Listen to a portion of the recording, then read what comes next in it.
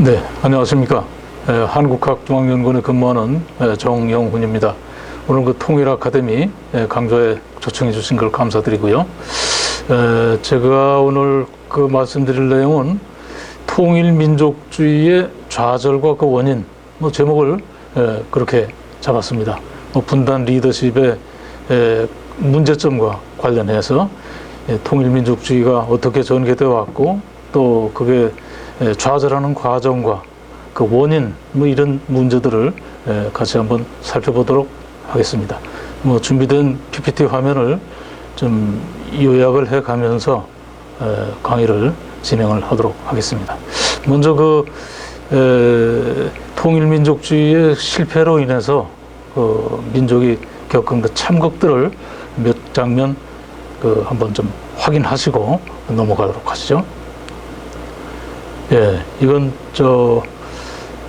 전쟁 과정에서 학살, 당한 민간인 학살 장면들, 시신들 발굴하는 장면입니다.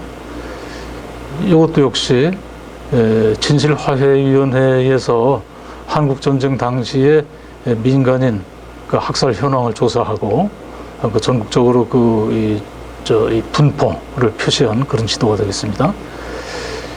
이건 제주 4.3 사건의 희생자 묘역 사진입니다. 제주 4.3 사건은 48년 4월부터 시작돼서 54년 봄까지 건 6년간 이 사건이 진행되면서 한 3만 명 정도 민간인이 학살이 되고 희생이 됐죠. 이건 피난민들이 오고 가는 장면, 철교 끊어진 장면. 이 장면은 폭격으로 도시가 폐허가 된 장면이 되겠습니다. 전국토가 이렇게 됐죠. 이건 국군묘역, 국군묘지의 장면이고요. 이건 이제 북한군의 유해가 최근에 발견돼서 묘역을 따로 이렇게 조성한 그런 사진이 되겠습니다. 이건 이제 유엔군이 사망을 해가지고 시체가 이렇게 쌓여 있죠. 그 옆에 것은 부산에 있는 유엔군 묘지의 사진입니다. 이건 83년도에 KBS가 이산가족을 찾습니다 하는 이 프로그램을 진행해서 전국을 울음바다로 만들었던 1천만 이산가족이 이 화면을 통해서 가족을 상봉하고 아주 감동적인 장면들이 많이 그때 방영이 됐었죠. 이건 이제 휴전협정 53년 7월 27일 세 당사자들이 조인을 하는 그런 장면입니다. 김일성, 팽덕회, 그리고 유엔군 사령관 마크 클라크. 여기에 이승만 대통령은 없죠. 북진 통일을 끝까지 고집을 하면서 휴전협정 조인에 참여를 하지 않았습니다. 자, 이것은 이제 남북한의 정부가 피해 규모에 대해서 이제 자료를 내놓은 것을 종합한 그런 자료가 되겠습니다. 한국 전쟁의 인명 피해를 다시 좀 정리를 했습니다. 전체적으로 여기에 사망이 남한 북한의 민간인 군인 다 합해서 사망이 152만 명, 부상이 292만 명, 실종자가 128만 명, 모두 다 합하면은 576만 명이 전쟁 기간에 인명 피해가 있었던 것으로 통계가 잡히고요. 전체 한민족 성원을 3천만 명으로 보면 19% 이상이 피해를 받은 걸로.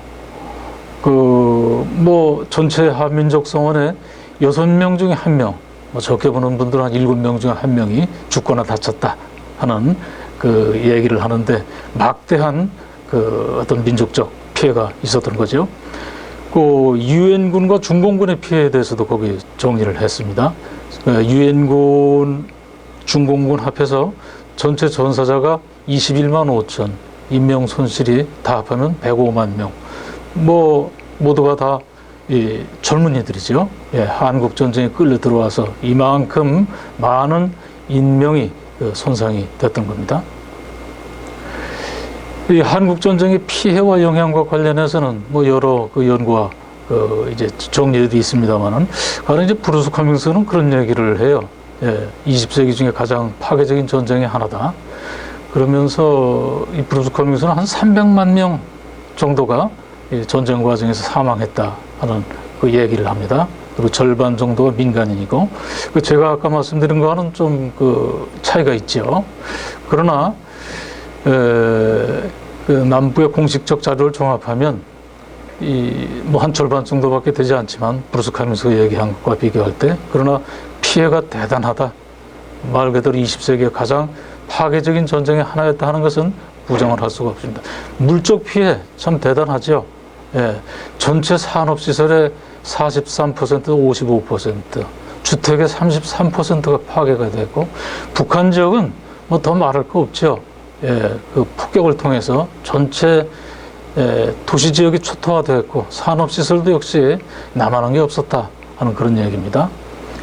이 전쟁이 끝난 뒤에 이 남한의 그 경제 상황이 전 세계 109개국 중에 최빈국으로 기록이 됐었고요.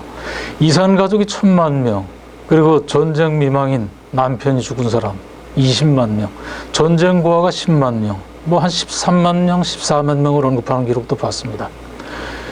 이 기타 전쟁으로 인한 그 어떤 영향이 굉장히 컸죠. 정치, 경제, 문화적으로 대미 의존과 심화됐고, 그리고 또 군부의 발언권이 강화됐고, 그 결과는 잦은 군부 쿠데타가 있었죠. 그리고 민주화가 지체가 됐고, 그리고 냉전 체제가 국내적으로 강화가 됩니다.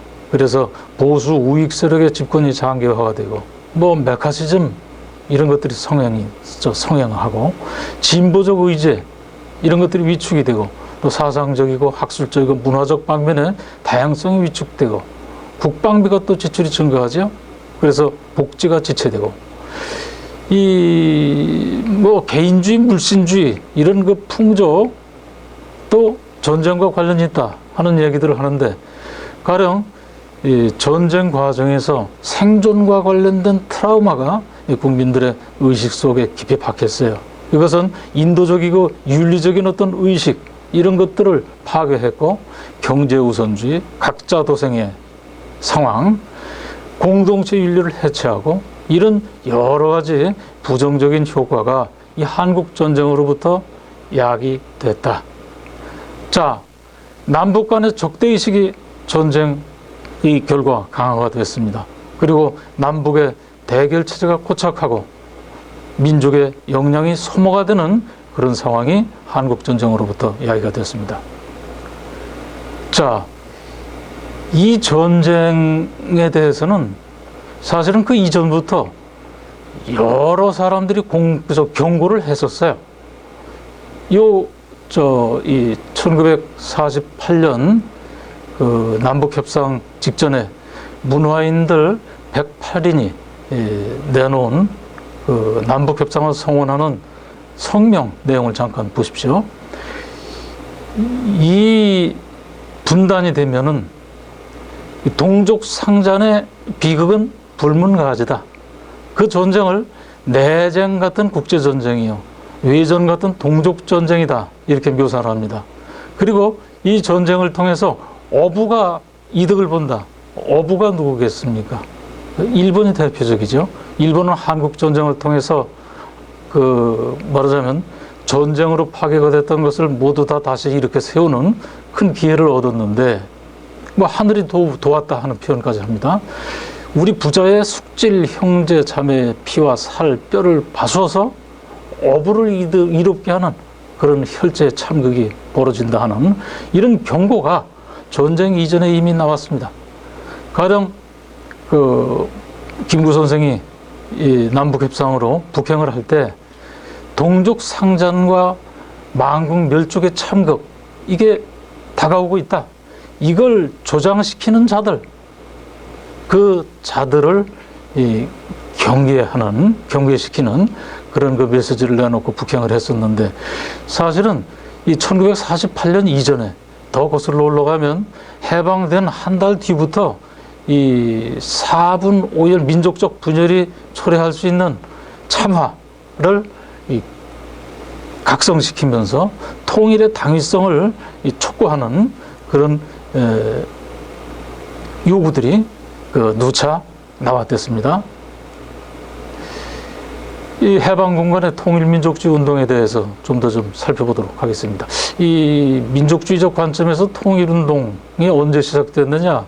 좀 거슬러 올라가면 한말의 단재 신체호가 전개한 대가족 국가론으로까지 거슬러 올라갈 수가 있을 것 같습니다. 신체호가 전개한 논리에 의하면 우리 모두는 단군을 공동 시조로 하는 하나의 대가족이다. 그러한 이 공동 운명체 의식에 토대해서 통일하자 하는 그러한 주장들이 한말에 제기됐었어요. 그러한 이 민족 정체성과 통일론, 이것이 3.1운동을 일으키는 한 중요한 이 인식상의 출발점이 됐다고 할 수 있습니다. 3.1운동 과정에서 신분과 종교, 직업과 출신 지역을 뛰어넘어서 대동단결을 하자고 하는 그런 이제 구호들이 외쳐졌고, 최후의 일까지 민족의 독립을 쟁취하기 위해서 투쟁을 하자 하는 그러한 요구들이 분출을 했었습니다. 3.1운동 과정에서 전개된 대동단결론 역시 통일운동의 한 페이지에서 다뤄져야 될 그런 이 장면이었었고요. 자, 이 3.1운동의 결과로서 상해에서 대한민국 임시정부가 수립이 됩니다. 대한민국 임시정부는 국내외에서 활동하던 독립운동 세력을 통합한 통일적 정부였다고 평가를 할 수가 있습니다. 자, 그런데 이 대한민국 임시정부가 수립된 뒤에 독립운동 세력이 분열을 하죠. 출신 지역 간, 파벌 간 대립이 있고, 또 방법론 간 대립이 있었고, 또 무엇보다 러시아 혁명 후에 이 계급 중심적 세계관에 토대한 공산주의 사상이 성장을 하면서 독립운동 진영의 사상적 계급적 분열이 심화가 됐었습니다. 그러면서 생겨난 것이 좌우익의 대립을 뛰어넘어서 민족적 차원에서 통합을 이루자고 하는 유일당운동, 또 이 민족연합전선운동, 통일전선운동, 이런 여러 이름의 통일운동이 전개가 됐었지요. 여러 차례 성과가 있었습니다. 1927년에 국내에서 신간회가 건설이 됐었고, 1935년에 중국에서 민족혁명당이 결성이 됐었고요. 연합진선협회니 하는 좌우합작 기구들이 성사가 됐었습니다. 그리고 1942년에는 중경으로 피난가 있던 대한민국 임시정부에서 좌우합작이 이루어졌고, 합작된 영장에 기초해서 광복군이 항일전쟁에서 성과를 거두기도 했었습니다. 그런데 대한민국 임시정부에서 이루어졌던 좌우합작은 해방과 함께 와해되는 국면으로 접어듭니다. 그러나 민족적인 동질성과 공동운명성에 기초한 사상을 초월한 대단결이라고 하는 명제, 민족우선 정신은 해방 공간에서 다시 좌우합작운동과 남북협상운동에 의해서 계승이 되죠. 자, 해방 후에 좌우합작운동 통일 전선운동이 거론된 건 아까 말씀드렸듯이 해방된 한 달 뒤부터 이제 시작이 됩니다. 명의를 닥쳐올 참화, 이것을 벗어나기 위해서, 방지하기 위해서 주의와 사상을 초월한 대단결, 이게 독립운동가, 민족운동가들 사이에 외쳐졌었죠. 그러다가 46년으로 오면은 북쪽에서는 공산화 작업이 가속화가 되고, 남쪽에서는 단독정부운동이 본격화가 되고, 그런 과정에 미소 공동위원회가 임시정부를 구성하기 위해서 미국과 소련이 공동위원회를 수집을 했었죠. 이 공동위원회가 우익의 반대로 또 좌초하는 이런 상황이 전개가 되면서 다시 좌우합작운동으로 불리는 통일운동이 본격화가 됩니다. 우익 쪽에 김규식 선생과 좌익 쪽에 여운형 선생이 중심이 돼서 좌우합작위원회가 조직이 되죠. 그리고 좌우합작 7원칙이라고 하는 것이 합의되는 대로까지 진정이 됩니다. 그러나 역사에서 확인하듯이 좌우익의 비협조로 인해서 1946년에 좌우합작운동은 실패로 돌아가게 됩니다. 자, 좌우합작운동이 실패한 뒤에 남북 간에 이 두 개의 정부로 이 분단의 위기가 점차 가시화가 되죠. 특히 1947년 10월에 미소 공동위원회가 실패하면서 남과 북에서 단독 정부들이 건설되는 그런 작업이 이제 본격화가 되고, 이 시점에 두 개의 국가로 나뉘면 동족상전의 비극으로 귀결될 것이고, 그러한 그 사태 진전은 민족의 비극이다. 이런 문제의식과 함께 1948년 봄에 남북 협상이 이게 진행이 되게 됩니다.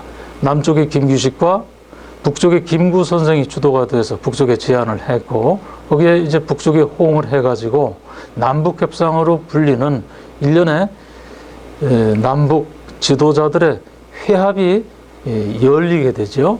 그러나 이 남북 협상은 역시 성과가 없이 끝나고 맙니다. 남쪽의 우익 세력이 끝내 불참을 했죠. 그리고 북쪽의 이 좌익 역시 진정성이 없기는 마찬가지였습니다. 북쪽의 공산주의자들은 분단의 책임을 남쪽에 미루기 위해서 하나의 그 전략적 그 선택으로 남북 협상을 이용했을 뿐, 자기들이 진행해온 단독 정부 조직 구상은 바꾸지 않았습니다. 여기 이 해방 후 통일민족주의의 세 지도자들 사진이죠. 김규식 선생, 여운형 선생, 김구 선생 사진을 소개를 했고요. 자, 남북 협상이 실패한 후 남한에서는 50선거를 거쳐가지고 대한민국 정부가 수립이 됩니다. 그리고 북쪽도 조선민주주의 인민공화국이 출범이 됩니다. 이 두 국가는 자기만이 한민족 전체를 대표하는 정통성 있는 정부라고 자처하면서 서로를 인정하지 않고 대립했습니다. 남과 북의 두 국가와 지도부들 사이에서는 북진 통일론과 또 국토 완정론, 그러니까 남쪽에서는 이 남쪽의 군대를 북쪽에 진격시켜 가지고 공산 정부를 붕괴시키고 통일 이루겠다, 북진 통일론이죠. 그리고 북쪽에서는 북쪽에다 먼저 공산주의적 민주기지를 건설하고 한반도 전체를 공산화 통일을 이루겠다 하는 그러한 전략하에 또 은밀히 전쟁 준비를 진행했습니다. 38선을 경계로 해서는 두 국가의 사이에, 남과 북 두 정권 사이에 크고 작은 전투가 계속됐습니다. 상대편에 설 수 있다고 의심되는 사람들에 대한 제거 작업이 또 국가 권력에 의해서 전국적 범위에서 진행이 됐습니다. 이 과정에서 죽은 사람이, 그러니까 한국전쟁 발발하기 이전에 이미 10만 명이 죽었다라는 것이 브루스 카밍스의 통계입니다. 자, 1950년 6월 25일에 시작돼서 53년 7월 27일에 정전협정으로 중단된 한국전쟁. 한국전쟁은 서로를 거부하면서 무력에 의한 정복을 공언하던 남북 두 국가가 전면적으로 충돌한 사건이었다. 그 사건은 해방 후 좌우익의 내전, 갈등의 연장선상에서 발발했다 하는 것이 저의 이 생각이고요. 여기서 당시에 통일을 이루려고 했던 통일민족주의 진영이 갖고 있던 구상, 어떤 이 기획하에, 어떤 구상하에 통일을 이루려고 했던가 하는 걸 좀 정리를 해보기로 하죠. 자, 뭐 한 4가지 점에 이 통일민족주의 운동가들이 갖고 있던 어떤 사상을 지배할 수 있는 하나는 이 여러 가지 대립을 민족 중심적 사고에 기초해서 통합하겠다고 하는 그런 관점이 있었다. 그리고 특정 계급이 독재하지 않는 초계급적 국가 모델을 통해서 이 통일을 도모했다. 그리고 민족 내부의 폭력을 거부하고 양보와 타협 속에서 공존 번영을 도모하는 그런 민족적 윤리를 강조했다.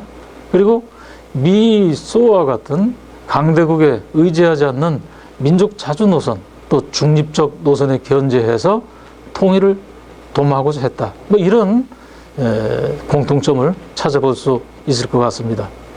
이러한 구상에 기초해서 통일을 도모하려 했는데 이 통일민족주의자들이 개진했던 갖고 있던 이런 여러 관점들 노선은 오늘날에도 참고되는 바가 크지 않는가 하는 그런 생각을 갖고요.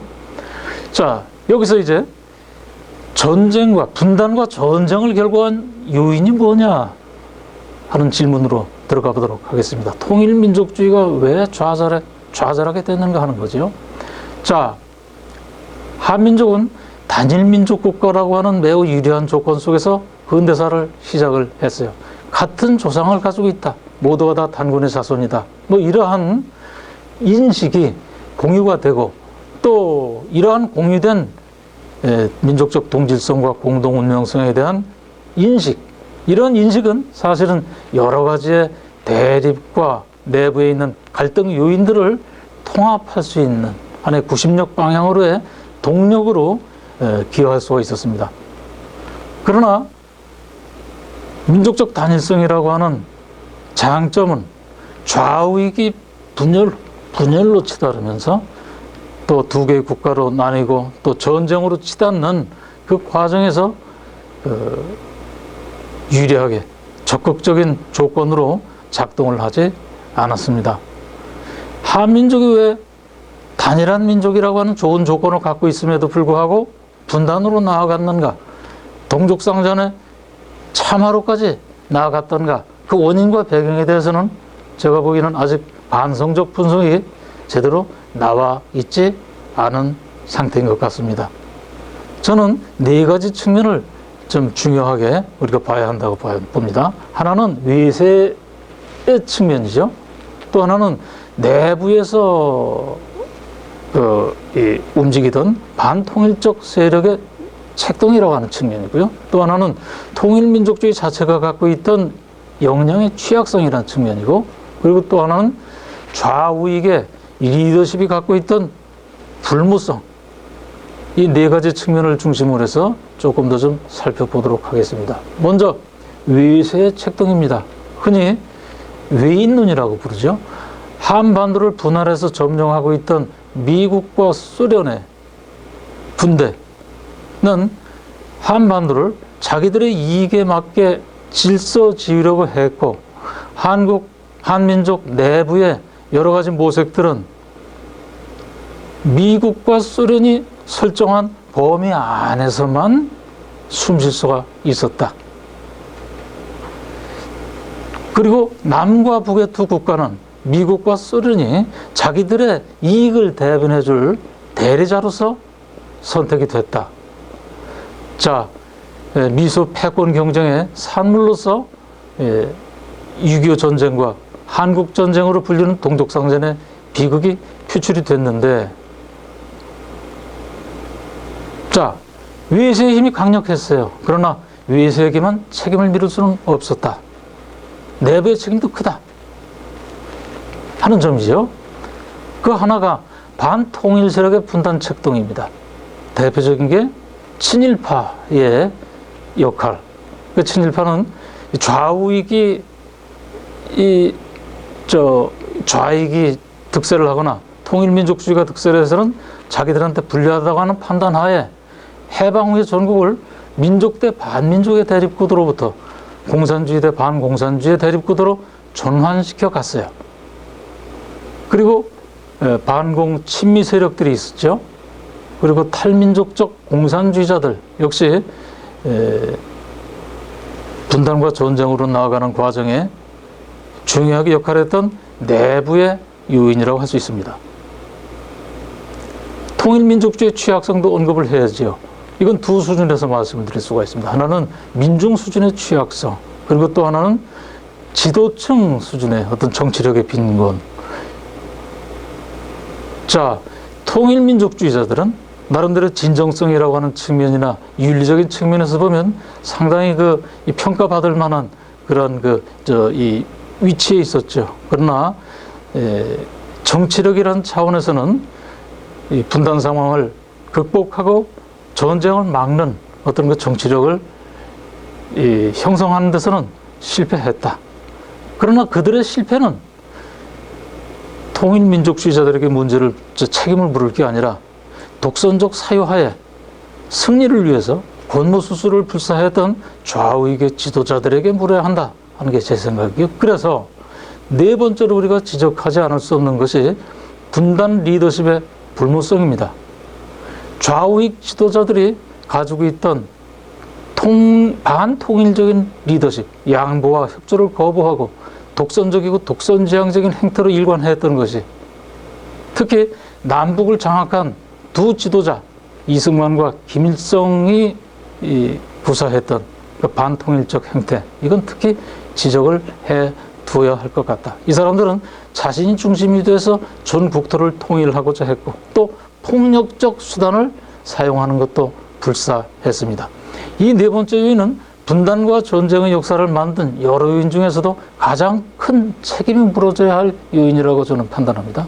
저는 설사 외세의 규정력이나 반통일 세력의 책동, 그리고 또 통일민족주의 내부의 취약성이 있었다고 해도 만약에 내부의 정치 지도자들이, 특히 좌우익의 지도자들이 마치 전후에 오스트리아의 좌우익 지도자들이 보여준 사례처럼 탈진영적이고 화합지향적 방향으로 움직였다면